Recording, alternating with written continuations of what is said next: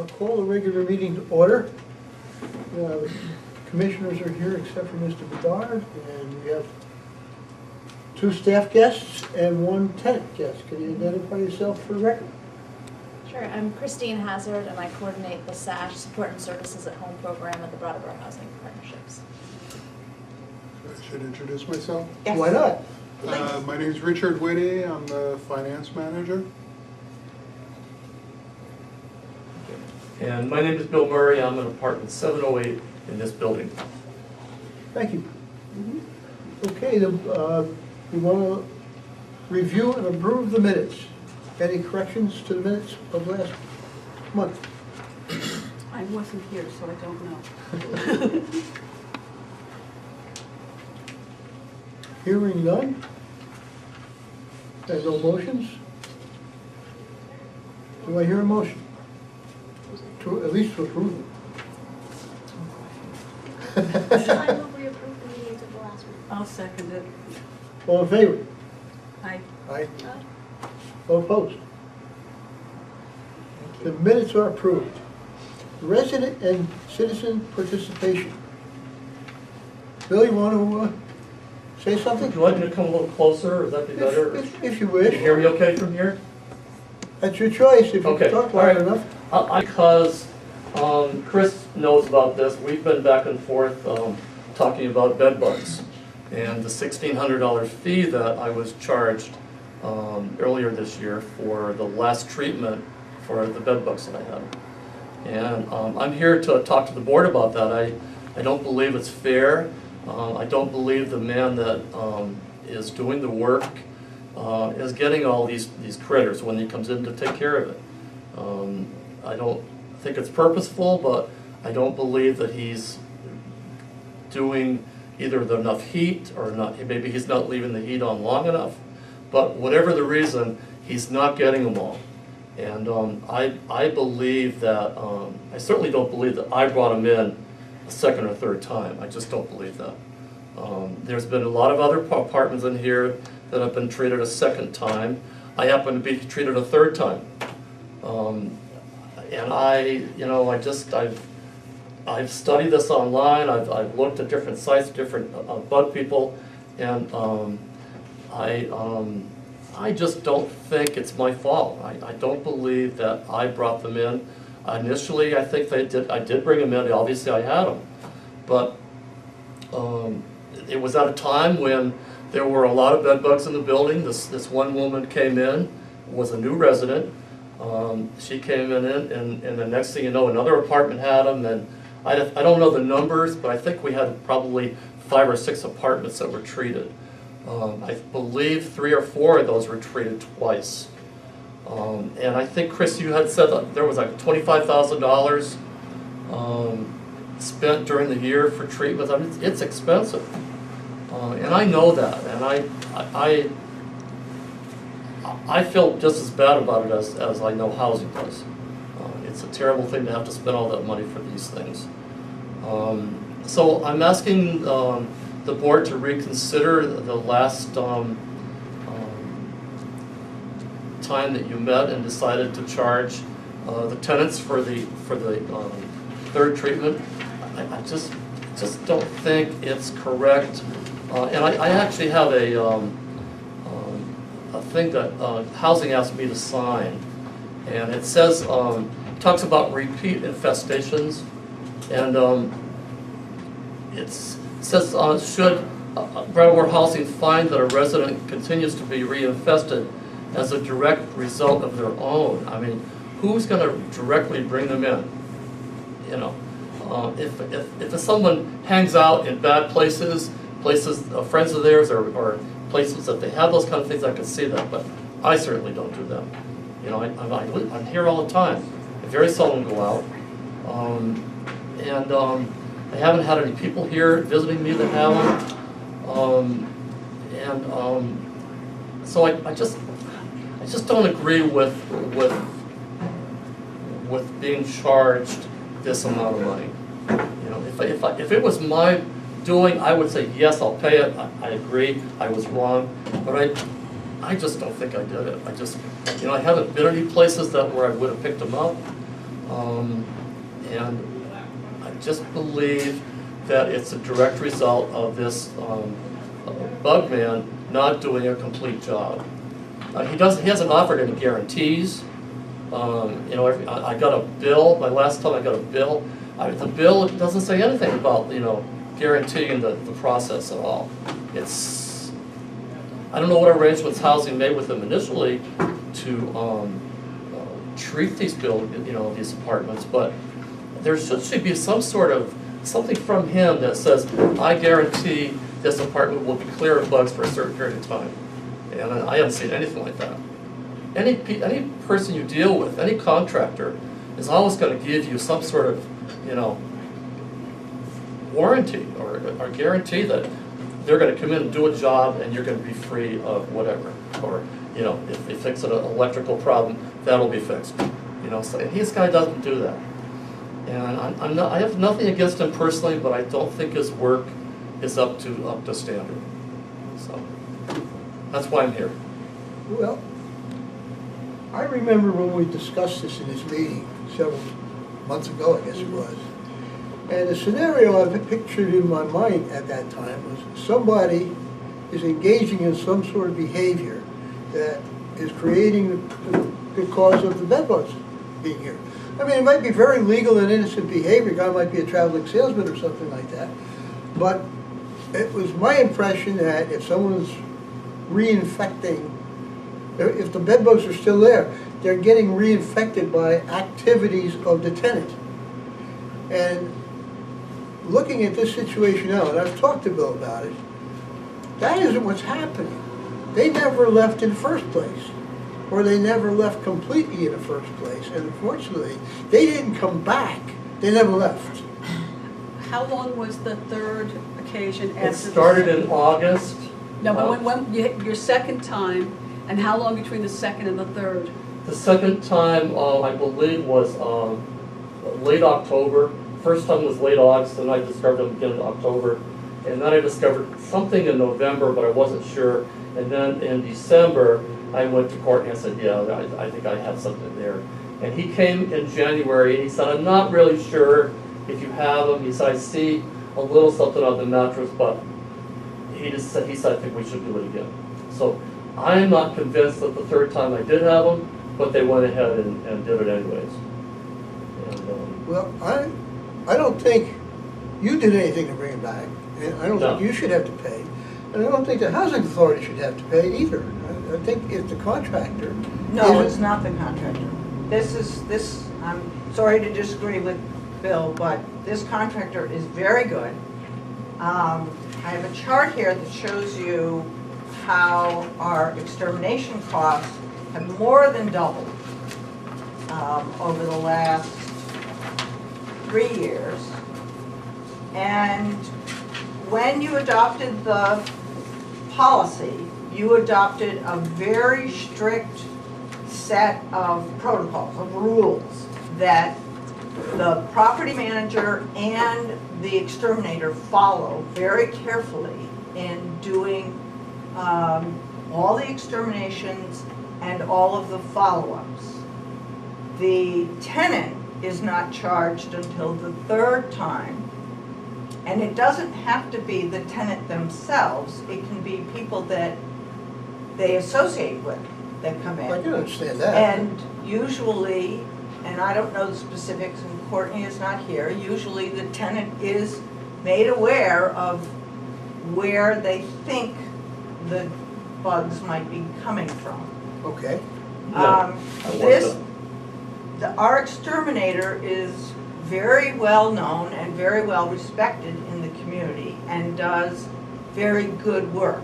There is no way a bedbug exterminator can guarantee that your apartment will be bug-free for 30 days without you leaving that apartment for 30 days. Because the whole problem is he can do the treatment, but then if the resident or an associate of the resident comes in and brings them, they're back.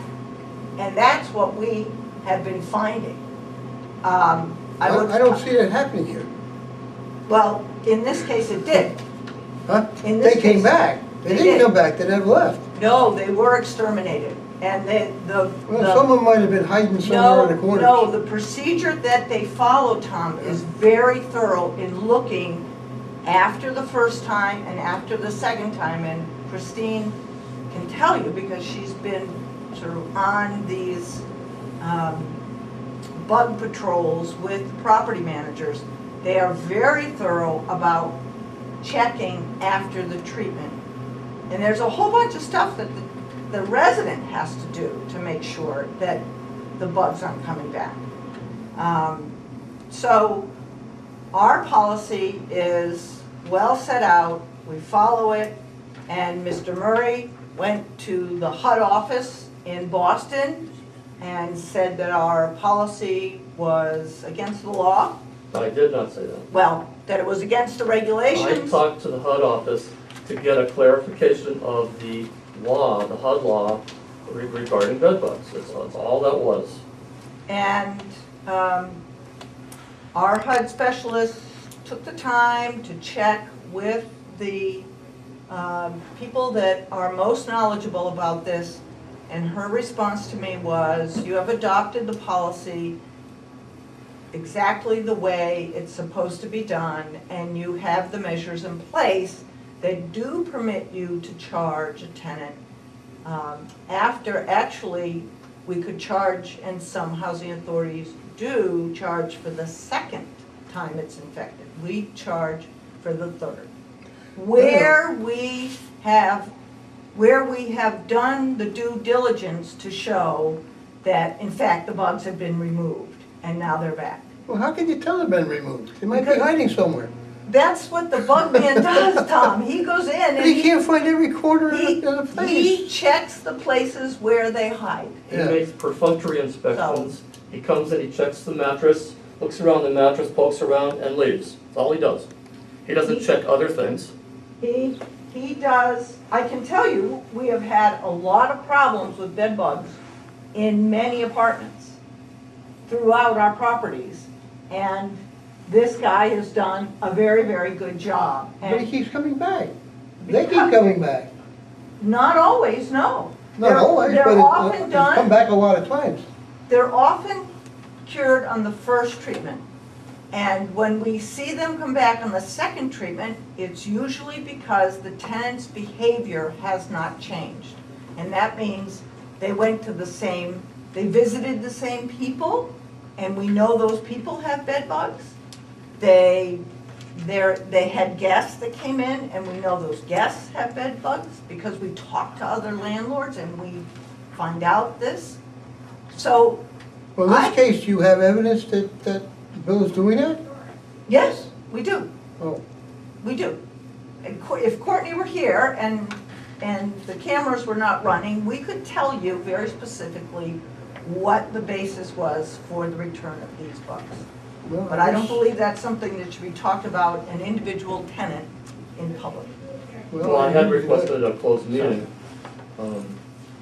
I think this is a policy of the board, and as such, you are objecting to their policy. And I think that that's a public discussion.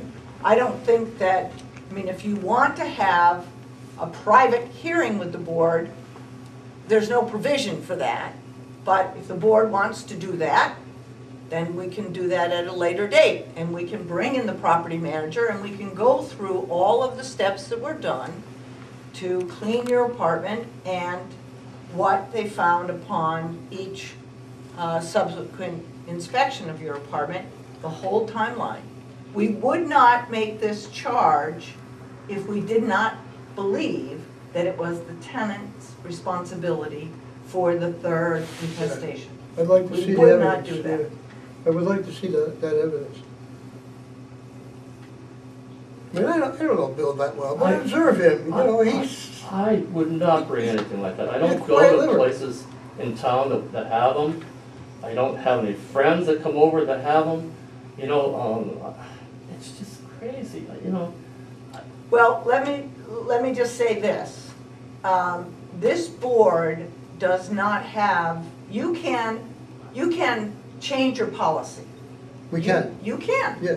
You can get rid of your bed bug policy, but this is a housing authority with very serious financial problems right now, and the worst time in the world to start taking away things that are encouraging people to be responsible and putting more cash needs on this housing authority. This is a bad idea to do it, but I'm happy to bring back that policy, and you I'd like to revisit you it. you can take it away.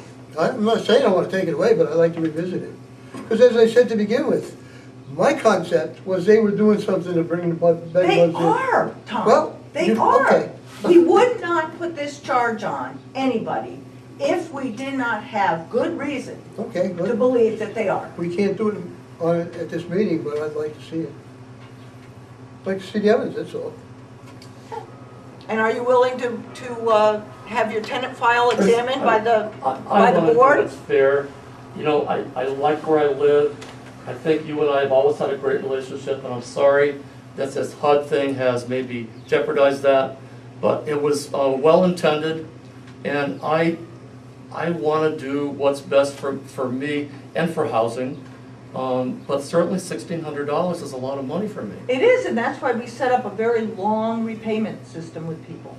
Yeah, but I really don't believe that I caused those bed Well, bugs to I come in. understand that, and I believe that Courtney has You had know, this if I hung conversation around, with if I you. traveled a lot and went to seedy hotels, I could say maybe, I could get them from there. Christine, do Do I know which? you know the circumstances for this particular case? I don't know the exact circumstances, but I do know that that we've had residents who have had bed bugs and big infestations. I mean, not small, and they didn't get them because they went to a seedy motel or they didn't know how they got them. And in some of these situations, they did the due diligence, they did all the prep work, and we actually eradicated them. They've I've been done gone. that 3 times. Yeah. All the prep And work. so, 3 times I've been- right, I understand that. So, in these situations, the person suspected on some level where they came from, because they come from somewhere.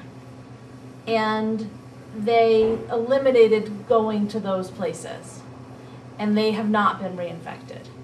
We don't know where they come from. We've had them in seniors' apartments who don't go out that often. We've had them in, single people's apartments. We've had them in family apartments. It's hard for people to know where they come from. Sometimes, we've tried to look at all different situations of where they can come from. But in those situations, we have successfully gotten rid of them. We've even successfully gotten rid of them in families' sites where there's multiple people living there and kids coming and going. So I don't know the specifics of your case, but I think with the timeline, I think that you would have had if they had been the same infestation from the beginning, when you were treated the 3rd time, it would have been a much bigger infestation. So the idea is they had to have come back again because it was so small. He said he didn't see any. And since he's done that 3rd treatment, I haven't seen anything in all those months. So that's very telling to me, that he finally got his act together and did a good job, I think. And I don't see any fairness in this at all. And I've always been a strong supporter of Brattleboro housing. I always try to do the best thing I can for them in many ways that you don't know about, but I wouldn't be here if I didn't strongly feel that it's not my fault. I really don't. I'm home a lot of the time. Like I say, I don't go to any places that, although you can walk down the street and pick up one. You can pick up one on the bottom of your shoe. They're becoming worse now. The statistics are that in the next 5 years, they're going to be more and more than there are now. And it's because they stopped spraying them. They used to spray DDT to get rid of them, and the government has stopped that. So it's going to get worse. And I would strongly suggest that you folks, come up with a different plan, because I don't know. I don't know what's going to happen, but you're going to have a lot of people that have the same problem as I do. We have a lot of people not a lot, but we have people that are on a repayment plan because they brought it back. And we've had a lot of different reasons why they come back. People have, as I said, people have said, oh, it can't be my friends. And then we find out it is in fact their friends. And I mean, we even had a case where it was the little sort of stroller that the lady was using to bring her groceries from one part of town to the other.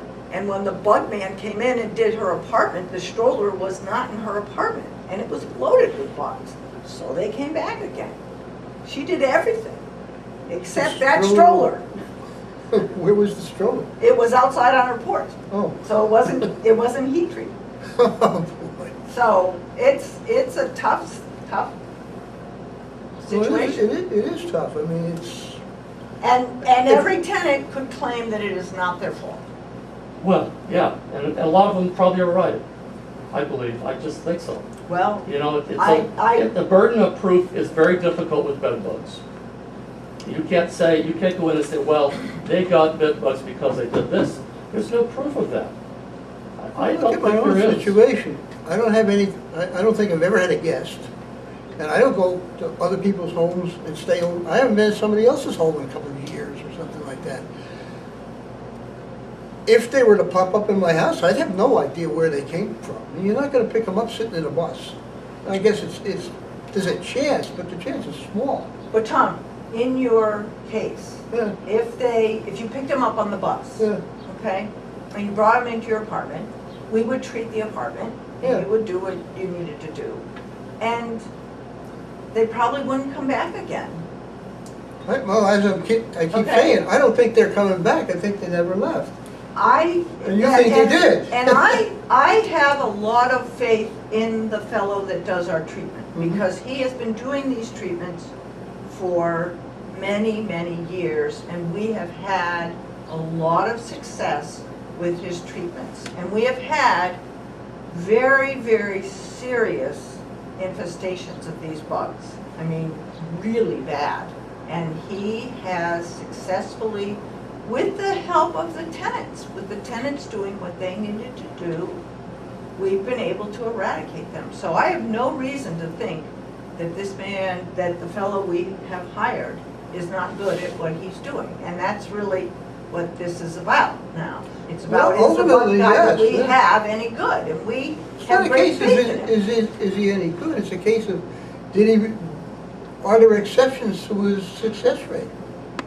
Does he, Can I does he say ever? something? The reason I asked when they came back again was because if when he finished they were still there, they would have shown up right away, not 2 or 3 months afterwards. They're tiny, tiny little eggs, and they have to grow, they have to move to the bedroom, and it could take a month or two for them to show up in the bedroom. Because they look for a source of heat, which is where, in the bedroom, of course, because you're sleeping, you're giving off heat. That's what they migrate to. And that's why these heat treatments work, because they turn on these heaters and these things migrate to the heat source. And then at some point, I guess from what I hear, when they're in that heat source during a heat treatment, they at some point will migrate away because they realize it's so hot. I'm not an expert on these things, but if he treated them the first time, and like Chris is saying, he would have killed them all in the first treatment, why did they come back the second time and the third time? I mean, the chances of me bringing them in a second and third time are just minuscule. I've lived here 5 years, I haven't had any bed bugs. And all of a sudden I have these things. It doesn't make sense. And where can we go with this? Well, it's not the board's role to become a jury or a tribunal for a disagreement over the policy. You can change the policy. We can have either our exterminator or Pete Lynch come in and do a presentation that he has done for the community many times on bed bugs. And you can have that discussion with him, with either of them. I don't think I've ever seen Peter come in here to talk about bed bugs. Never Pete has been Lynch is the here. fireman? Yeah. Yeah. I mean, yeah. he did it next door. He Yes, had a I've talked to public, Peter. yeah, he had a I know public, Peter. he had a public meeting open to everybody. Oh, I thought you meant that was here, Yeah, to he- talk to the No, residents. He had it, yes, in the firehouse for the whole, for the community to come, and he's done that several times. But you could Yeah, ask him we to could come, ask he him would to come explain it to here. you.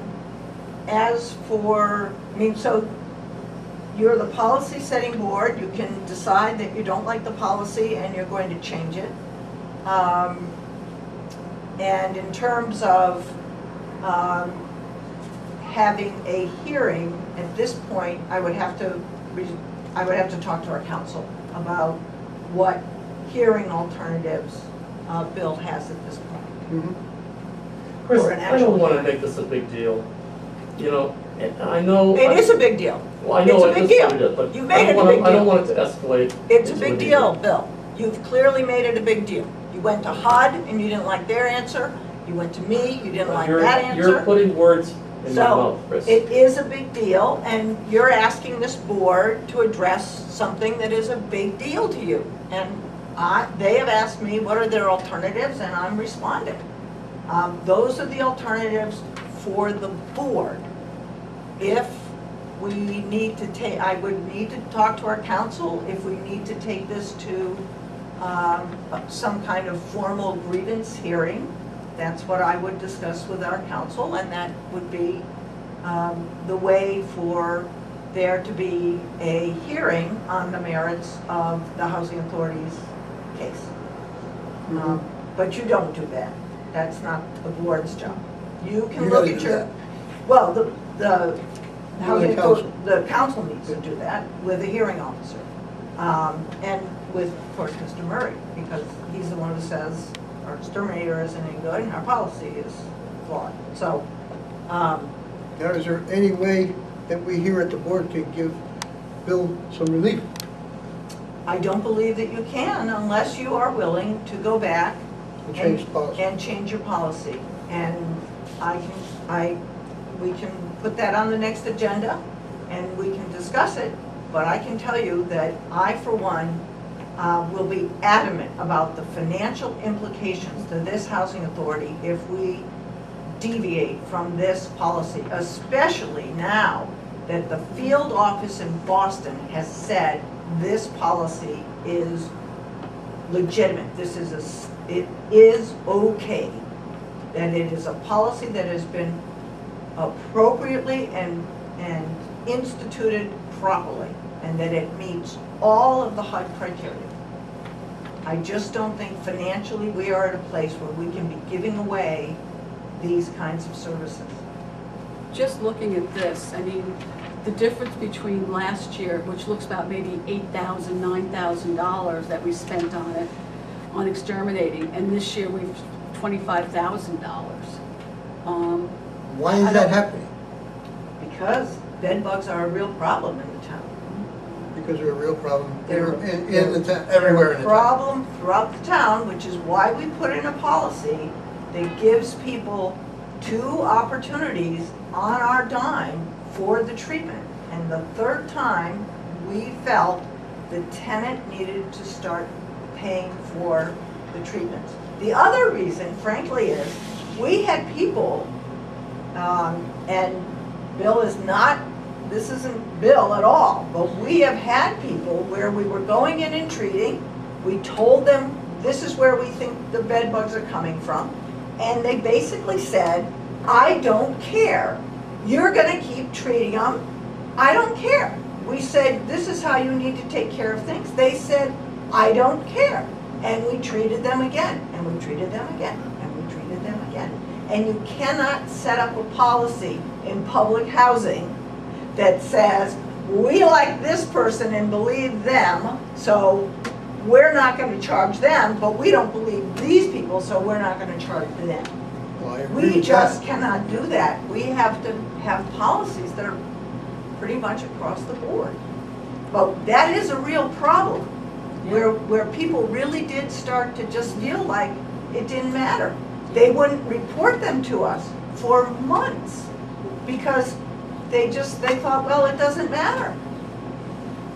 you know, I can have these bugs, I can live with them, and it doesn't matter.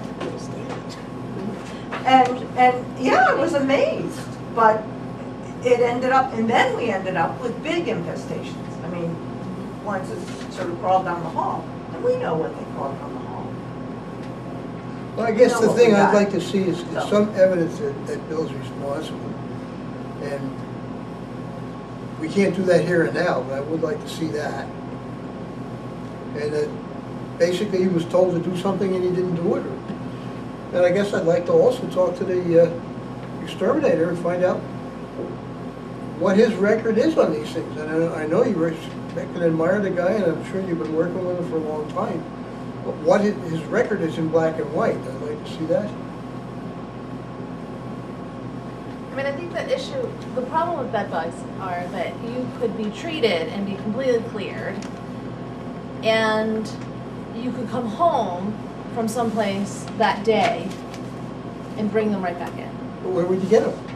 I mean, You'd for- sit for on somebody's instance- couch, For and they'd have instance, them. for Well, instance, it could suppose be. you don't sit on anybody's couch. And you what wouldn't I'm- bring 'em in. You wouldn't bring them in, but what I'm saying Christina's is, so if you had the same habit, you could bring it back the same day. Because the treatment isn't like pesticide where you could say, okay, this is good for 30 days, nothing will come in 30 days. The heat treatment is only for that moment in time. It could And kill that every much I single thing in understand. that, yeah. So for instance, we had a case where a relative was coming in and having dinner every night at someone's house, and they were adamant that they did not have bed bugs. But we did find out eventually after the third time that they That they did. did. Yeah. And so, once the policy was in place, it motivated the tenant to not have that person over for dinner anymore.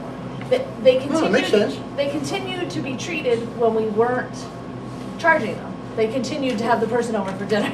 But once we charged them, things changed. So there was an incentive based on money, and there isn't as much of an incentive when you could just say, nothing's gonna happen. And I'll be honest, with all the treatments we've done, when people have really stuck to it, it has worked.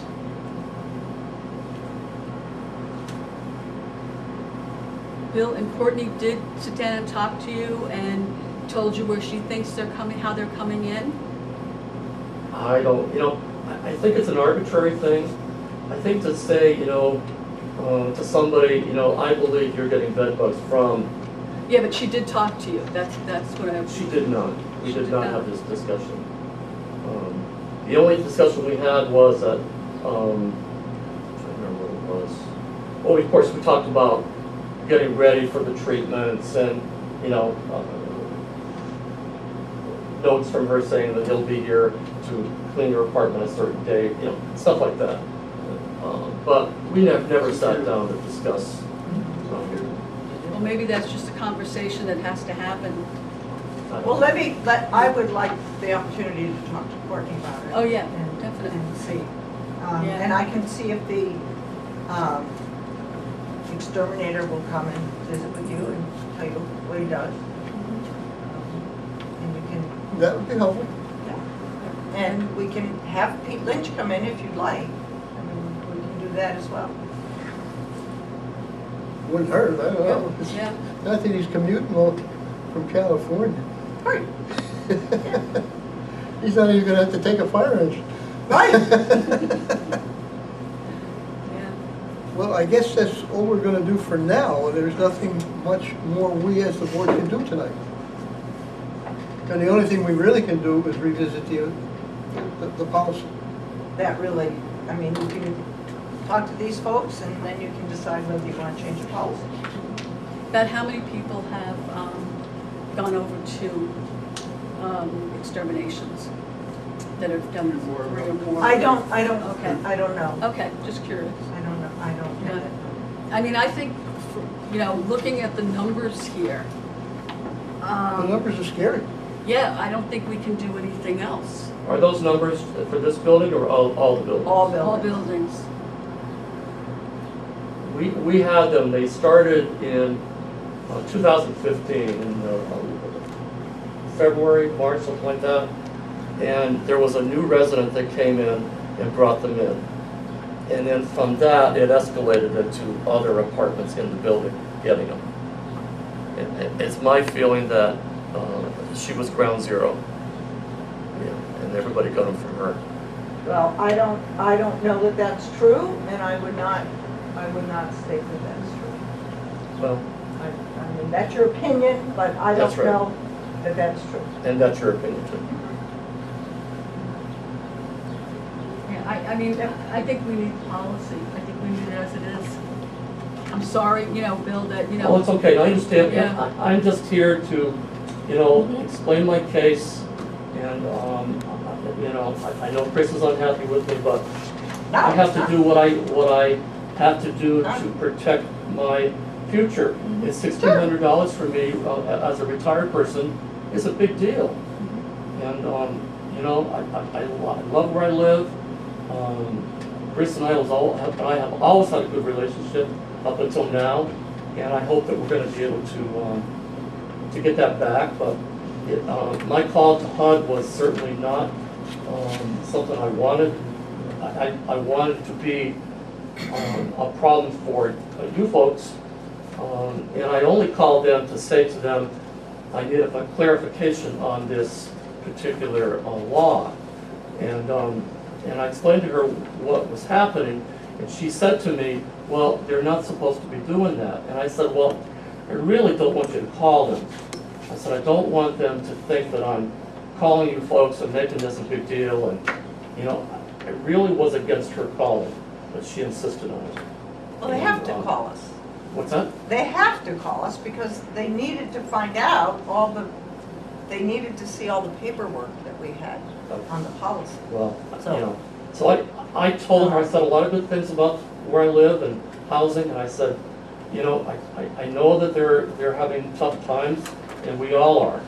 And I don't want to make this something where you're creating problems for them. I mean, and that's what she said, we have to call them. Right. So, No, it's fine, Yeah. Bill. You have, it's fine.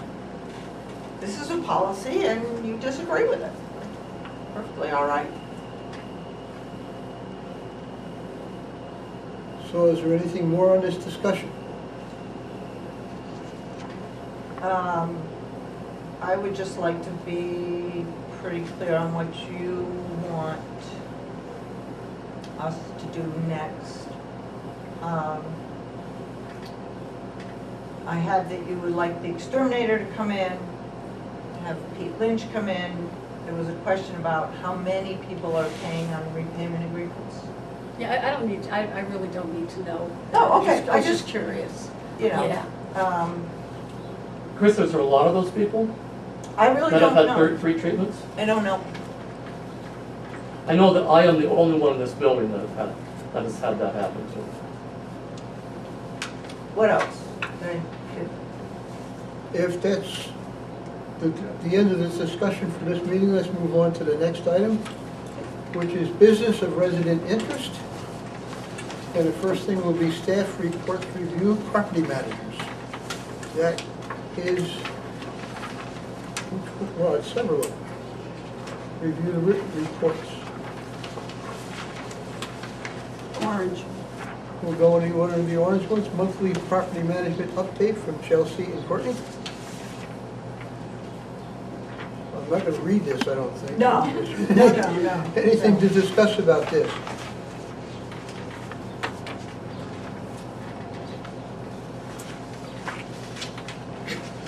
I like this about the computer system. Things have been mildly choppy. Mary's done a very, very good job, and so have the staff, in Mhm. bringing in a new system. That's It is difficult with anything you do. Really hard. Yeah. Well, we've got some write-offs here that we have to approve in the amount of $3,984.39 at Ace Court, $3,103.52 at Sam Elliott, and $3,291.52 at Ledgewood Heights, and $3,148.70 at Moore Court. Now, is that all explained here? No, it is not, but I did get Janet's email, and I am prepared to tell you That's why I was just pulling that. what is in there. And I start by reminding you that this is this is the first time in this fiscal year that you've done write-offs. You did do write-offs in March for That was our last year. last year, right. Is it this high? Yeah, 12,000. It was not this high. Yeah. So, in one case, let me start at Hayes Court, the write-off constitutes 1 month of rent. The other constitutes about slightly over $1,000 of rent and about $1,500 of legal fees. Another is $2,500 of legal fees, and the rest is rent. That would be the SEA one. At Ledgewood, it's about half rent and half attorney fees. And the one at Moore Court is 2 people. One person is, the higher number is about 1/3 rent and 2/3 legal fees. And then we have another person there that's just rent. When I looked at these numbers against this month's rent register, what you're writing off at Hayes,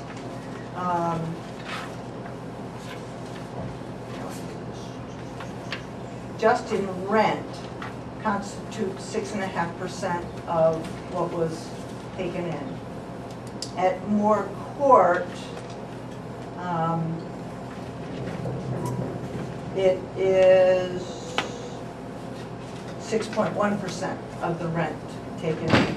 At Ledgewood, it's 3.7% of the total rent, and here at the high rise, it's 2.9%. Now, that's just of the total rent for this month. So, So the rate, Yeah. the percentages don't look anywhere near as scary as the write-offs. right, I mean, the write-offs are huge, and some of that is because we do because we can and we must, we charge back the legal fees. In many of these cases, people had repayment agreements, or they had agreements to pay rented to court, and they defaulted on all that. And it takes us about 5 to 6 months to evict somebody for non-payment. It's very expensive for us, any landlord, but for us, it's really expensive. And in these cases, just looking at some of the people involved, I have to say, in 2 cases, the people that are involved are really not, we're never going to find them. And we might find the other 4 people, but it'll take some looking. And certainly, writing these off doesn't mean that we don't Right. You still stop looking, and keep we going after them. and we report people to the databases that other housing authorities check and other assisted housing providers can have access to. So we're not happy about it. We actually, Courtney and Chelsea have really done a very good job of getting some extremely difficult residents out of our properties. And they really had to work very hard to do that. And it cost us a lot of money in legal fees. I mean, I talked to Richard today, and he said, you know, we probably pay for a half-time attorney by the time we're done at the end of the year. That's how much we pay in legal fees. Legal fees. So, And that doesn't count the pay that both Courtney and, Yeah. it's their time and everything too, which can add up a lot. right.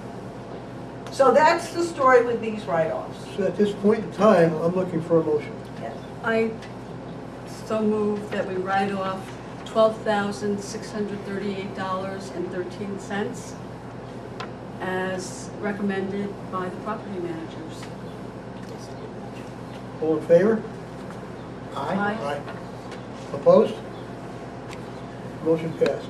And is there any more information that you would like on write-offs and rent and how this all occurs? Or was that enough? I think that's enough for me. People Okay. are already gone. I think it would Yes, be there nice you to go. follow back on, just to find out what sort of recovery we get from some of that $12,000. I would, that's a good question. Just out of curiosity. Yeah. And find out, are we able to get some of it Yeah. back anyway? Bill, at one point, we actually hired a company to recover rent. And at the end of the day, we decided that their fee was greater than Yeah. than what we were getting back. And we Yeah. said, you know what, it's not worth it. We'll let the system, which is actually getting more integrated, so there's more electronic checking of people. We'll let that system, and we do have people, so we'll look it up. We have people that come and say, I have to enter into a repayment agreement with you because the Bennington Housing Authority won't take my application. Exactly. So, Yeah. I just What goes read, around comes around. I just read something on debt collectors, and basically the person who owned the debt in the beginning, when they sell it, they get pennies on the dollar. And that's all they get back. And it Debt all collector goes- makes all the money. Seriously. yeah, yes. it didn't work. So. Yeah. We tried. Janet's question here was, is there anything else we can do as commissioners to emphasize that people pay their rent? I have no idea. No. I get that. Yeah. I don't know what more you can do. Well, are there any comments on the written reports from the program managers? Any changes, recommendations? I don't think we have to make a motion, so let's move on to the next item. 8, Housing Choice Voucher Administrator, I'm getting tongue-tied, Administrator. Housing Choice Voucher Program, Shelter Plus Care, transitions to housing. We've got written reports. Is there anything to comment on the written I reports? think you skipped over number 2, which is the yellow FSS and the SASH. Well, The okay. SASH report, the SASH flash. I guess maybe I did, so we discuss that. And an article from Leading Age.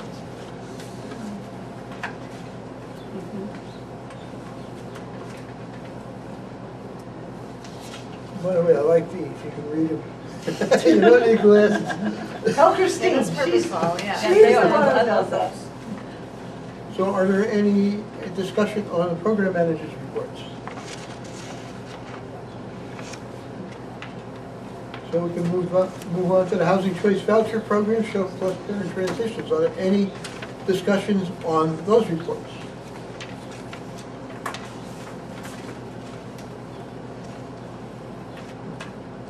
Hearing none, let's move on to Property Redevelopment Manager. We got a written report there. Is there any comment on that?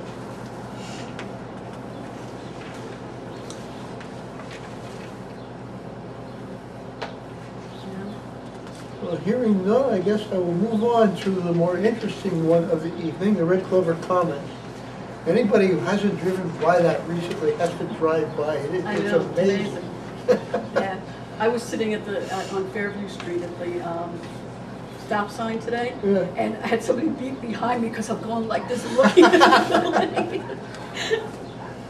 Well, I guess we don't have any photos of construction available. We don't. And I'll slightly go out of order, take the relocation planning.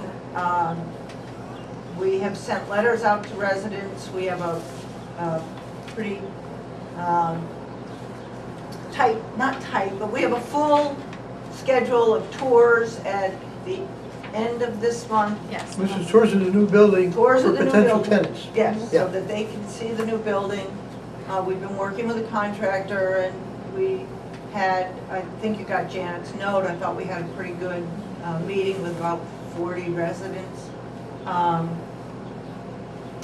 the big news is that all of the subsidy has been received for Red Clover Commons, which Very is good. wonderful, and it went right to Vermont State, and we received our 25 tenant protection vouchers. Nice. Excellent. Terrific, so, and that is really a big thank you to our Boston office. They worked very, very hard to get that in place. So it is in place. We're meeting at the end of July with Vermont State Housing Authority to really talk about the nuts and bolts of the transitions. And we're getting people ready for their tour dates and then their pick day. So Pick day? their pick day, yes. So, What does that mean? well, we've organized people into groups of 16 with starting with the people that have been there the longest, all the seniority. That group tours, and then there's a week of touring, and then they will be the first group that will have a pick day, which will mean they will come and meet with all, they've all got staff assigned to them. Yeah. Jack was making appointments today with people for their pick day, So they'll make their preferences. and they can make their preferences. Good. So if you hear people talking about their tour date and their pick day, it means they got it. When do we get a tour date? Well, I'd like to see it. I don't know if I'm always quite ready yet, but. Yeah, it's, you certainly are invited to come when we're doing the resident tours. It's not really ready for prime time, but you can certainly join it to the tour. So we will make you aware of that. Good.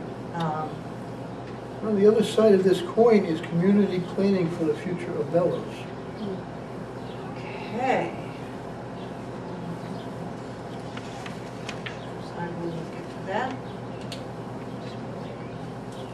So something's going on as we speak that has to do with the planning for the brook.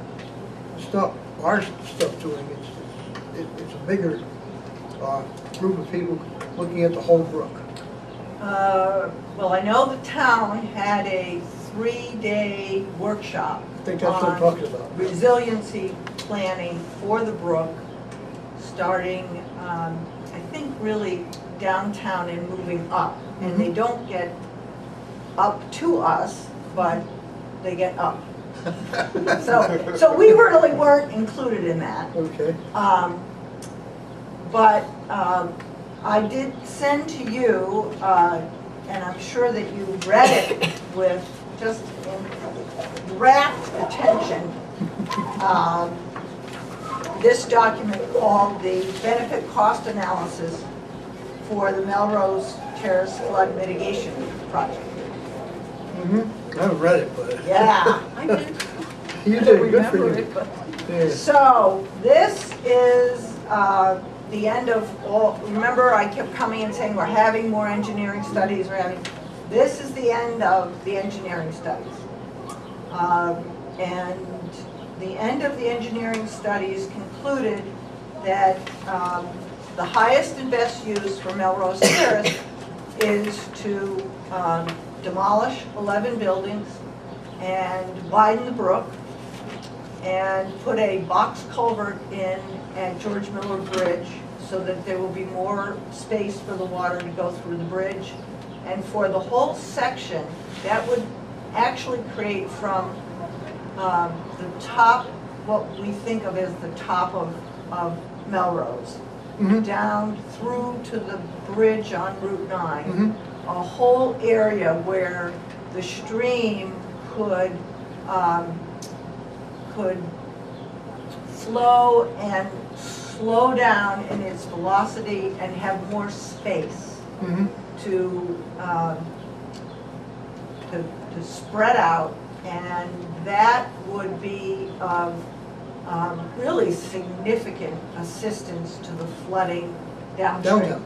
Yes, and really big help to flooding in downtown, because we will actually create in that whole big area virtually a ponding of the water. Yeah. And then the water will release from that, and it will have a measurable impact on the velocity and the height of the water as it continues down. And if they do the resiliency planning and widen the brook even at other spots down through, it will be even of more benefit. So we had this cost-benefit analysis done. I found out things like Melrose flooded within 4 years of opening. That the wall that is at the top of Melrose was built 9 years after it was opened because of the repeated flooding. Okay. And that, in fact, at the closing, the person that they bought the property from told somebody, you know, it floods a lot there. So, yeah, it's really a flooding zone. So when the FEMA maps came along, they were right.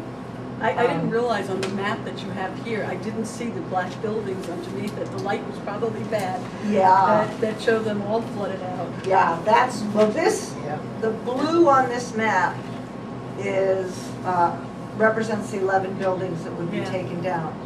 And as you recall, if you look at this map, up at the top, building 159, that's 159 and 165 have always been real culprits in the flooding of Melrose, despite the wall. And it was at building 159 where we had the tree that was perpendicular across the brook, and that's what caused the damming that then caused all the water to come down the back of Melrose. Didn't some of it happen too at the end of 165 across? Yes, it did. Right down there too, yeah. Yes, it did. Yes, it did. So this plan preserves 25 units at Melrose for the 25 remaining residents, and is the plan that we would be using for the mitigation. So we are going to be part of a state application called a pre-disaster mitigation application. Our part is $2.6 million, and we will have a 25% match in there, which is a lot of money. It's $650,000. So we'll have to, if we do get this award, if the state is successful, we'll have to start looking at how we develop the match. So that's where we are with Melrose. The decision is that there is no safe use of Melrose.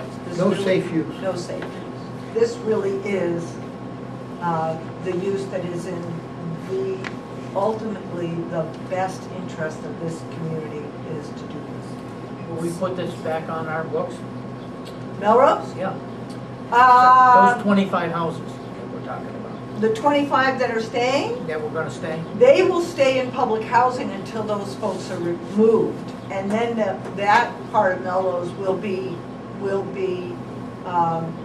first disposed of. It'll be taken out of the public housing inventory. So that's And then- still the goal? Yes. Even though they're all good now? Well, they're not good. Well. They're still No, underwater. yeah. They're still underwater. The best thing for Melrose is for it to all become water. So that's, So the house, so the offices are going to move too. yeah. Now, it says accept and review. Do we have to take any action on these? Review resident meeting? Yeah, I don't know, why did I say review, accept and review? Well, community probably- planning for the future. That's accept and review findings of the benefit cost. Yeah, I probably thought that it wasn't a bad idea for you to review these and accept that these are the engineering findings of the stream.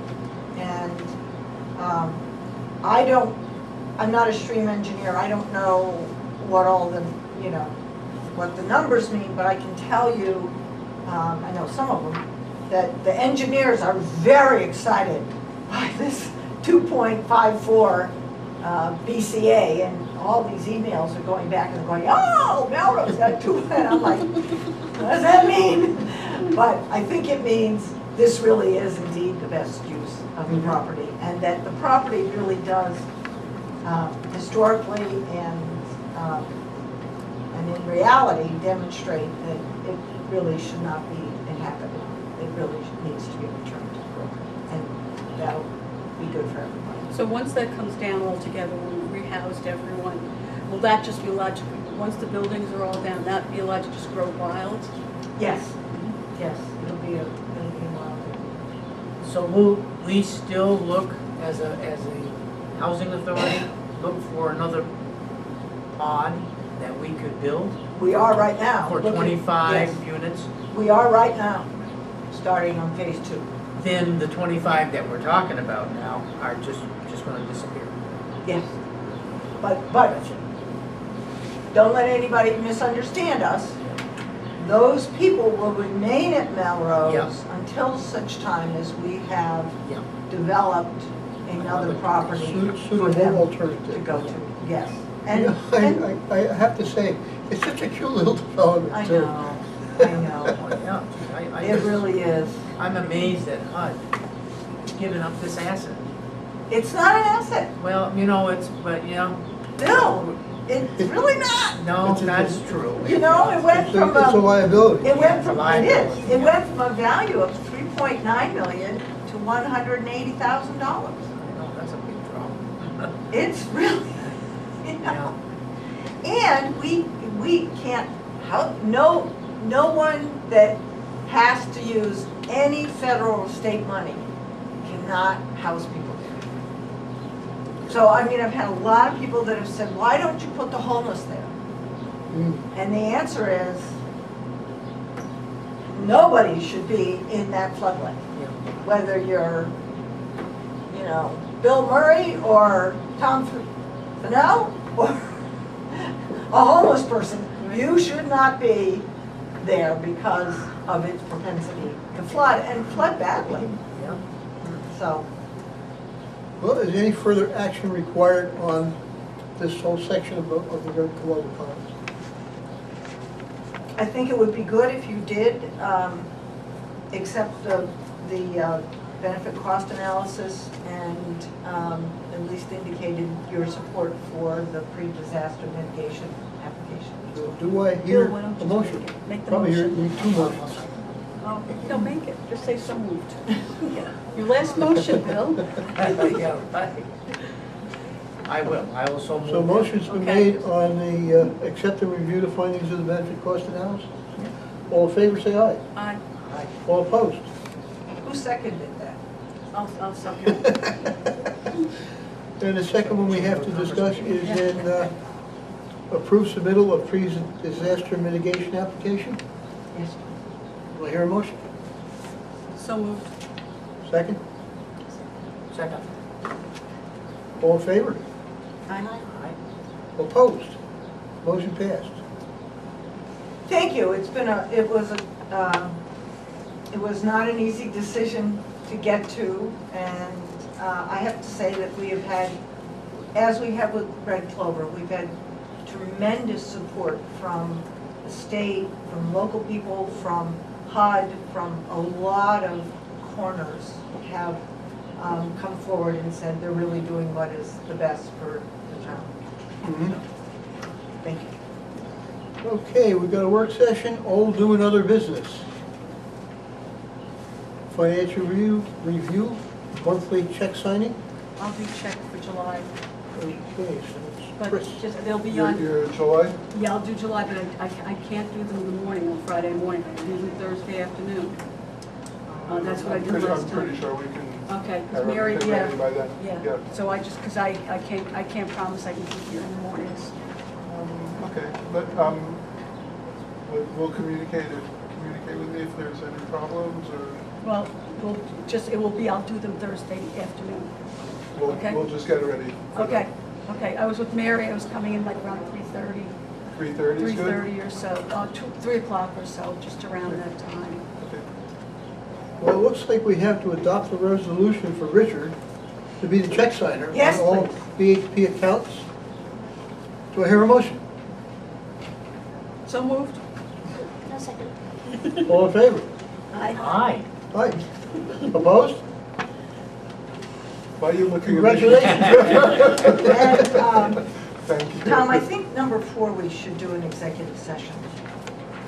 Presentation of the unaudited, okay? Yeah. And, well, we'll skip over number 4 then, and we'll move to number 7.